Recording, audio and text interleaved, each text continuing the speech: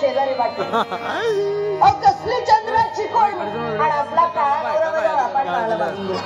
त्याच्यापेक्षा हा देखना बामण मला बघून दिला असता तर कसा लक्ष्मीनारायणासारखा जोडा दिसला वाटोळे वाटोळे झाले आता कसला कासना पदरात घेतल्याशिवाय काही पर्याय नाही हळद वाटोनी वाटीला पाटा अवघणाचा नवरा मोठा हळदी उठा आणि बाबा रे बाबा वरदक्षी बघताय माझ्याकडे आणि बाबा रे बाबा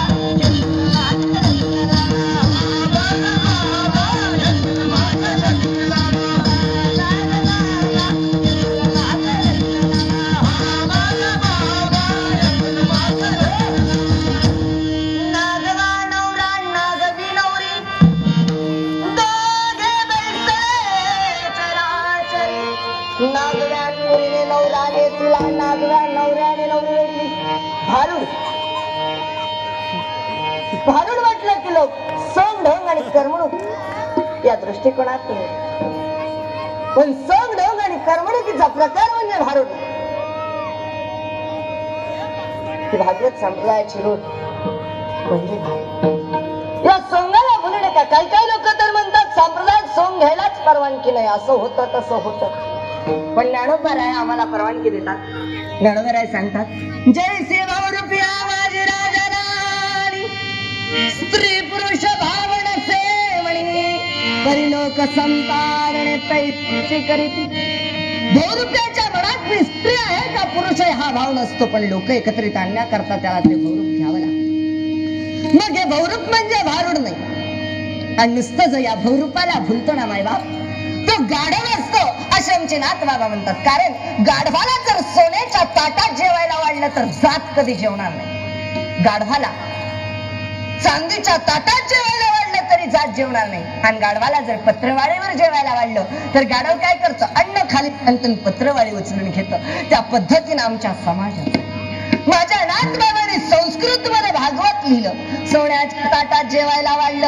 आम्ही कधी भागवत वाचलं नाही सोन्याच्या ताटात गेलं नाही ज्ञानोबरायांनी मराठीत ज्ञानेश्वरी लिहिली चांदीच्या ताटात जेवायला वाढलं पण आम्ही ज्ञानेश्वरी सुद्धा कधी वाचली नाही चांदीच्या ताटात गेलं नाही आणि पुन्हा नाथरायांनी ही सोंगरूपी पत्रवाळी तयार केली आणि त्याच्यात रूपक स्वरूपी अन्न भरलं आमच्या सारख्या गाढवाने ते अन्न खाली सांडलं नसतीच पत्रवाळी कसं नाचतय कसं साड्या खिळतय याला भारूड म्हणत नाही काय बोलला शिवरवी आरंगा उसडोंगा परी रसन वेडोंगा या भरल्या रंगाला भरण्याच्या आतमध्ये काय रहस्य लपलंय हे जाणून घेण्याचा प्रयत्न करा तर भारूड आहे कोण हा नागवा नवरा नाथांचे शब्द जरी विचित्र असले तर अर्थ फार मार्मिक आहे कोण नागवा नवरा एकदा हा देह हे शरीर आपल्याला सोडून गेलं ना आत्मा हा नागवा राहतो त्या आत्म्याला कुठल्या प्रकारचे कपडे नसतात म्हणून त्या आत्म्याला नागवा नवरा आणि बुद्धीला नागवी नवरी अशी उपमा नाथबाबांनी दिलेली म्हणून नायबाप ऐकलं तर भारुडे नाही तर सगळा भरडा एवढं लक्षात घ्या नागवा नवरा नागवी नवरी दोघे बैसले चराचरी नागव्या नवरीने नवराने सिला नागव्या नवऱ्याने नवरी वेडली आणि बाबा रे बाबा बामन बुवा खाली बघाले बघू नका माझ्याकडे फिष्ट टाकून आणि बाबा रे बाबा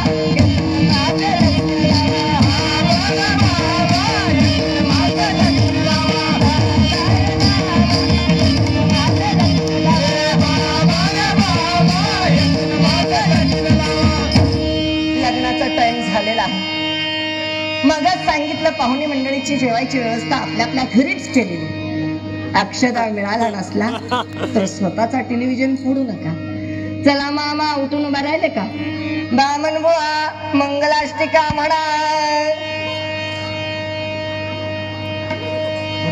स्वस्ती श्री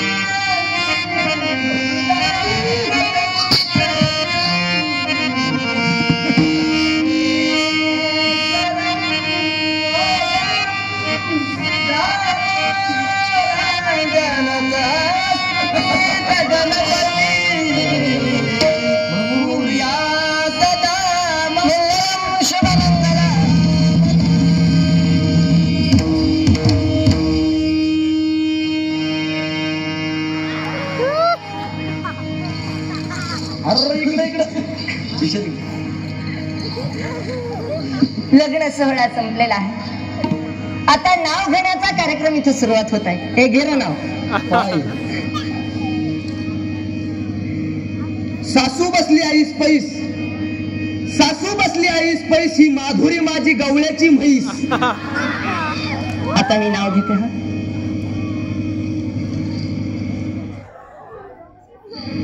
पहिलंच लग्न आहे त्यामुळे लाज वाटायला लागली.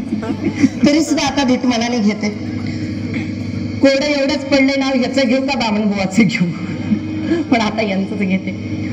रिंगून जाते खिडकी वाट पाहते, खिडकीला 3 तारा, अडकित्याला घुंगरे 12, सुपारी कापते करा करा, पान खाते 13 तिकडून आला व्यापारी, काढते पदर घालते वारा, व्यापाऱ्याला देते सुपारी, व्यापाऱ्याच्यात नांदते हंडा, पाणी भरते गंगाचं, वाडा बांधते भिंगाचं, वाड्यात वाडत 7 वाड, 7 वाड्याला 7 दरवाजा, 7 दरवाजाला 7 कुलप, 7 कुलपाची होते मी किल्ली, उघडते देवखोली, देवखोली खाटावर होती गादी, गादीवर होती उशी, उशीवर होती बशी, बशीत होता कप, कपात होतं दूध, दुधात पडली माशी, ही केशा गेला काशी, आणि ह्याच्या नावांवर ते कार्तिकी एकादशी.